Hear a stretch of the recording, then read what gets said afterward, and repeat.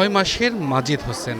সাধারণ ঠান্ডা জ্বর নিয়ে তাকে ভর্তি করানো হয় কুষ্টিয়া জেনারেল হাসপাতালে। পরীক্ষা নিরীক্ষা করে জানা যায় তার শরীরে ছড়িয়ে পড়েছে হামের জীবাণু। 28 মার্চ হাসপাতালে ভর্তি হলেও অবস্থার কোনো উন্নতি নেই, তাই চিকিৎসকরা তাকে ঢাকায় নিয়ে যাওয়ার পরামর্শ দিয়েছেন। ঠান্ডা জ্বর নিয়েছিলাম, তারপর নাকি এই হাম নাকি এটা বেরোচ্ছে, বেরোনোর পরে বললো যে তোমাদের উপরে শিফট করব। উপরে শিফট করার পর আজ 6 দিন এখানে আসি, আসার পর অক্সিজেন চলছে, কোনো কিছুই ভালো হয় নাই। তারপরে বললো যে একটা ইঞ্জেকশন আছে, একটা ইঞ্জেকশনে 3000 টাকা দাম, এটা দেওয়া লাগবে। আমার বাচ্চার 3টা কমপ্লিট করে দিছি, 9000 টাকা সেই ইঞ্জেকশন চলে গেছে। যাওয়ার পর এখন আবার বলছে যে আবার ওইটা দেওয়া লাগবে, তোমার বাচ্চার শরীর অতিরিক্ত খারাপ, তোমরা ঢাকাতে নিয়ে যাও।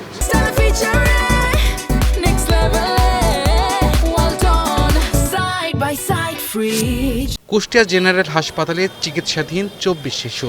হামের উপসর্গ নিয়ে ভর্তি হওয়া রোগীদের আলাদাভাবে একটি ওয়ার্ডে রাখা হয়েছে, সেখানেও শয্যার ঘাটতি। প্রথমে আমার বাচ্চার ঠান্ডা লাগছিল, বুকে চাপে গেছিলো, কফ জমে গেছিল, বলছে নিউমোনিয়ার হয়েছে, তো ভর্তি করা লাগলো। তো 2 দিন নিউমোনিয়ার ওখানে থেকে হঠাৎ হাম বেরোলো। হালকা হাম বাড়া, কিন্তু আমি ঠিক পাই না।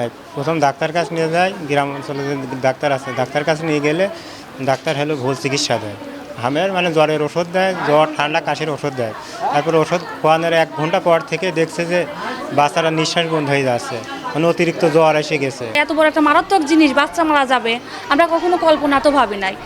বাড়ির আশপাশের লোকজন বলছে যে এটা হাম বেরোচ্ছে, এটা ঠিক হয়ে যাবে, কিন্তু এটা যে মিজে আছে এটা তো কেউ বলতে পারছে না। আর এত যদি বাচ্চা না মারা যেত, কেউ এত গুরুত্ব দিত না।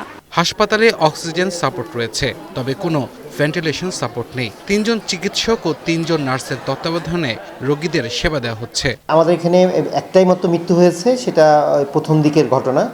আমরা কিছু ওইভাবে নোটিস করতে পারি নাই, আসলে রোগীটা খারাপ হয়ে গেছিলো, পরে আমরা রেফার করার পরে ওটা মারা গেছে। তাছাড়া এখন আমরা মোটামুটি আমাদের কাছে রোগীরা রিকভারি ভালো। আমরা প্রতিদিনই বললাম 4-5 জনকে রোগী ছেড়ে দিচ্ছি, এবং এই রোগ সম্বন্ধে আসলে সচেতনতা দরকার। যে মুহূর্তে জ্বর দেখা যাবে যে অনেক বেশি উঠছে এবং গায়ে র্যাশ বেরোচ্ছে, তার সাথে ঠান্ডা কাশি জ্বর এই সিমটম তো এখন আছেই।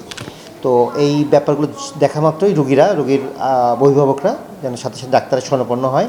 ভর্তি হওয়া 90% শিশুর বয়স 6 মাস থেকে 1 বছরের মধ্যে। জেলার 6টি উপজেলার মধ্যে কুমারখালী ও দৌলতপুর উপজেলা হামের উপসর্গের রোগীদের হটস্পট।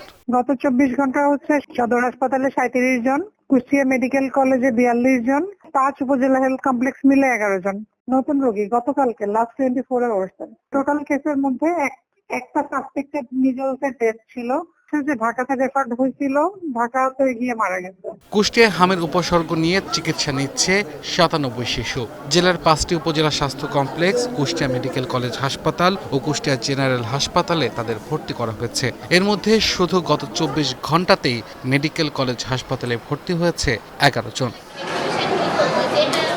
One national desk.